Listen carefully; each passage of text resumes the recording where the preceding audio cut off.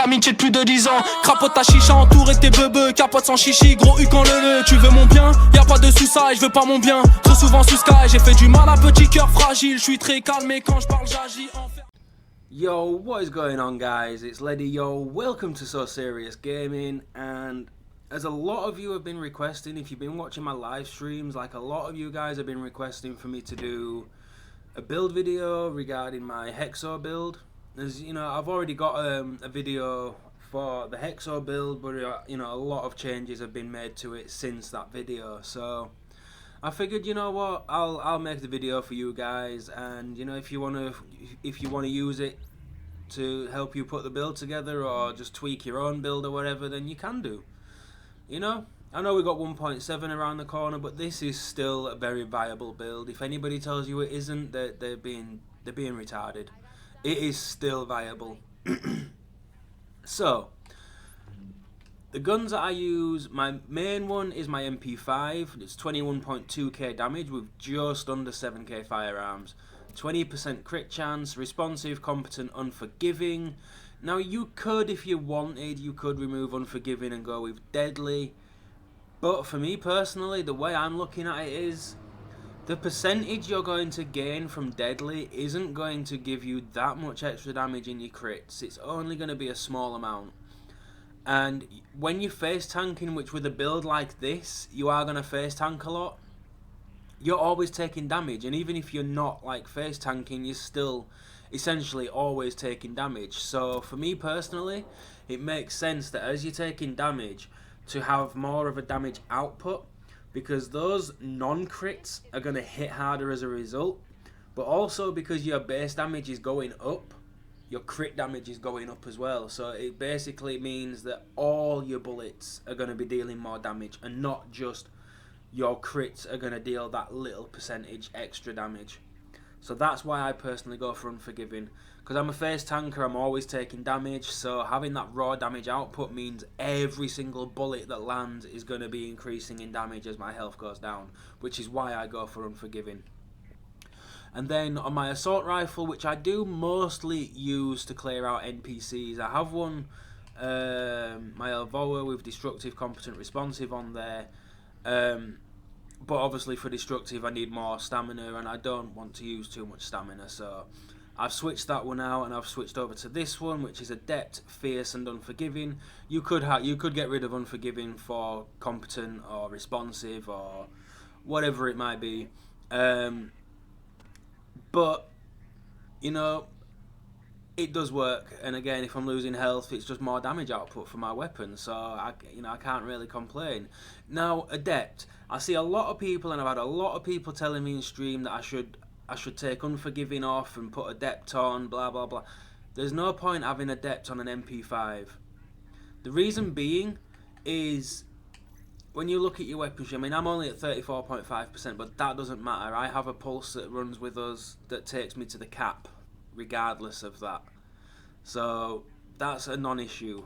That is personally why I don't see adept on an SMG as even worth it, because your crit chance is already up there, that when you have a pulse popped on your team, which every team should have a pulse, you're going to be at the cap. If you're not at the cap, you're going to be extremely close, and adept would take you past there, so you would be wasting adept anyway. So that is why I don't see adept as worth it. Now on an assault rifle, you don't really get much crit chance, so there you can use adept and you can stack it, and when you get the assault rifle stacking up to like 40% crit chance, 50% crit chance, it melts, seriously melts. So adept on assault rifles, yes. On SMGs, no. That's my personal opinion though. My attachments on the assault rifle, as you can see, they're all rolled with crit chance in mind first, except for, wait, actually, have I put the wrong attachment on the muzzle? No, I haven't. I thought I had one with crit chance on, but apparently I don't. So yeah, apart from that, they're all rolled, you know, crit chance and crit chance, because I want to try and maximise the crit chance on them.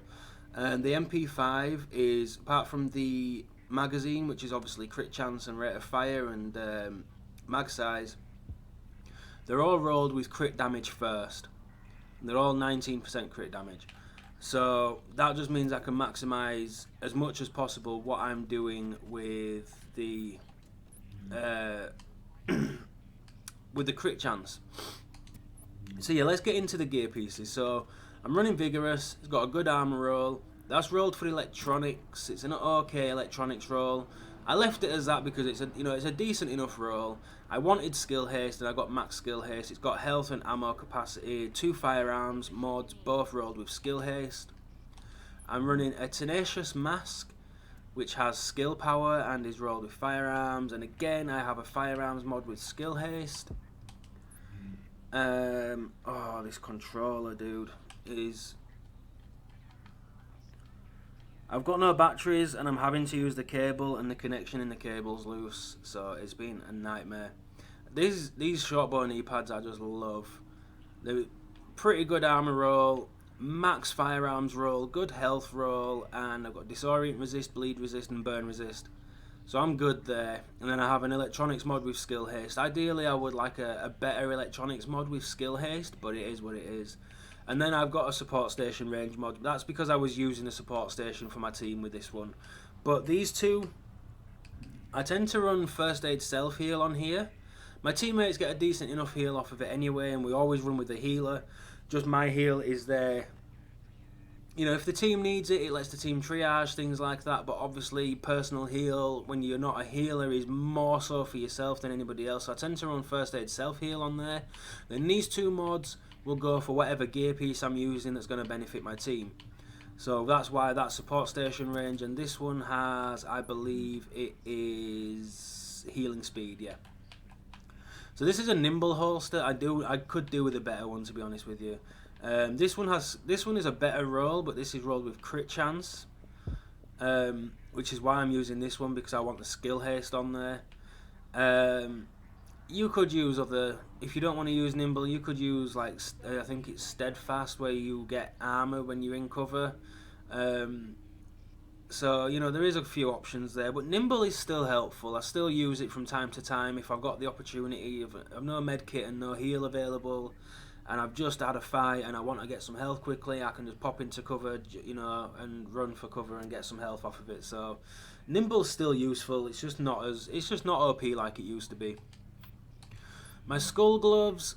Now these, they're decent. It's an okay stamina roll, good armor roll, crit damage, crit chance. Now ideally I would roll the SMG damage out and get skill haste, but it is what it is.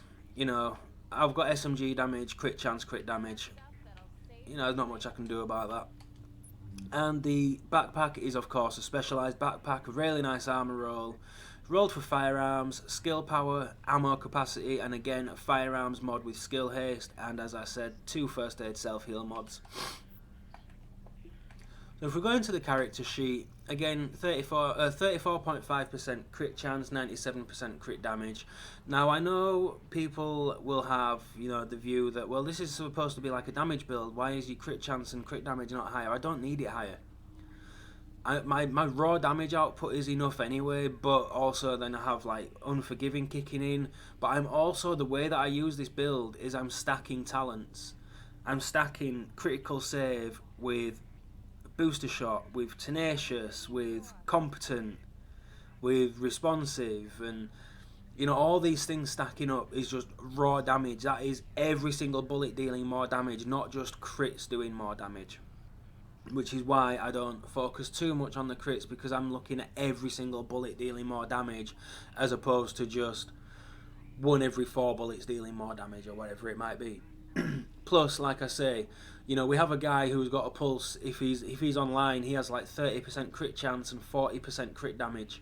So that's going to put me up to 137 crit damage and take me above the cap of crit chance. So it'd just be wasted for me to spec into that when I don't need to. I could, you know, like I have done, is go for skill power. It's going to help me. It's also going to help my team.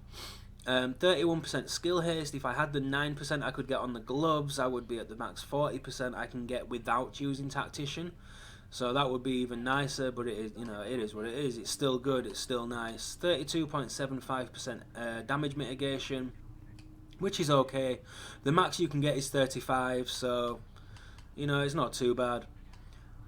Bleed resistance is 31, burn resistance 32, disorient 28. Yeah, so you know, I'm running booster shot. Cooldown's 30.2 seconds, which isn't that great, but you know, it's alright. Now when I'm solo, this is how I set it up. I have critical save, so if I use a medkit at low health, I get damage resistance for 10 seconds. And then strike back if I reach low health to reduce active skill cooldowns by 20%. So, when I reach low health, i.e. the last segment of health, that gives me a 20% cooldown on my skills. Then I can pop a medkit which gives me a 20% damage resistance, which hopefully then means that my booster shot is back, so I can pop my booster shots, and then I've got damage resistance off the booster shot and damage resistance off of critical save. But I've also got the damage buff off booster shot, I've also got the damage buff off tenacious, and I get competent activating because I used a booster shot, and it's all damage. And then because I'm using short bows, if I'm solo, you know, chain reaction's really good when you've got a 4-man team trying to push you all at once. You can stagger them, the extra damage is going to help, and you may even drop somebody. And then on the move is good, you know, if you're fighting a 4-man team, you've got a red bar NPC near you, just pop the NPC and get that on the move, which is more damage resistance. If I'm in a team, I will run triage, and I'll remove that, and I'll run combat medic. Now, combat medic is a lifesaver. Every time you use a medkit for yourself, you're healing your team. If you're at full health and your teammates are running low, you can use a medkit and save them. It's as good as that, you know. And again, it works with triage. So it helps your skill cooldowns, and then you're popping heals on the floor, that's more skill cooldowns. Then you've got strike back, which is more skill cooldown. And obviously critical save. So let's, I'll tell you what we'll do actually. We'll step outside a sec, guys, and I'll show you. So this is what I mean. This is why I love this build. This is why it's perfect for face tanking. Now you can see what I've got here. So 352k DPS, 294k toughness. If we lob a grenade, I'm gonna try and do this so I don't quite kill myself. Oh, but nah, rip. That worked out. You are a noob. That worked out, guys. Alright, so now we're back. We're back to where I need to be. So, let's try again.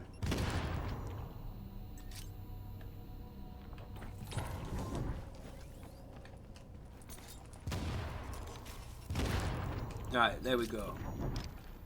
Then I pop them and look. 406k toughness, 458k base damage, 28.2, 27.6. It's a huge jump in damage, and it's a huge jump in toughness, which is why this you know, I don't go for crit damage, because like I say, I'm getting focused by a team, I hit low health, I pop a med kit, I get critical save, which is giving me damage resistance, tenacious gives me a damage buff. Then I pop my booster shot, which is more damage resistance. It's, you know, you get the damage buff off booster shot. Then you get competent kicking in. And then if you're in range, you've got responsive on top of that, which isn't calculated into the DPS that you just seen. So, you know, that probably takes me to like 30k per bullet when I've got everything stacked up. So that's why I go for that setup. And yeah. That's about it, guys. We got there in the end with the whole grenade thing. I managed to not kill myself eventually. So yeah, if you guys want to see this build in action, make sure you watch out for my live streams, things like that, because it's the build I use most of the time. So, you know, if you want to see it in action, just pop by the live streams and you'll see it in action. Even some of the a lot of the videos I have up actually are made with this build, so there's plenty for you to see with this build in action. So yeah, I hope this helps some of you guys out. And yeah, if it did, make sure you hit that thumbs up button. If you're new to the channel, make sure you subscribe. And thank you for watching. You guys have a great day. And I'll see you in another video. And when the salt starts flowing, just remember to ask them, why so serious?